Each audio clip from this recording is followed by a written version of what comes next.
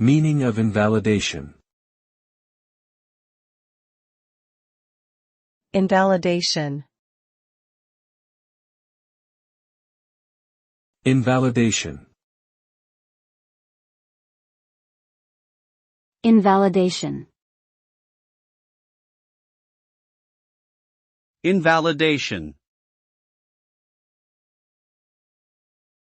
Invalidation means to make something invalid or to declare something as not valid or legally binding. It can also refer to the act of rejecting or discrediting someone's feelings, thoughts, or experiences, often causing them to feel disregarded or devalued.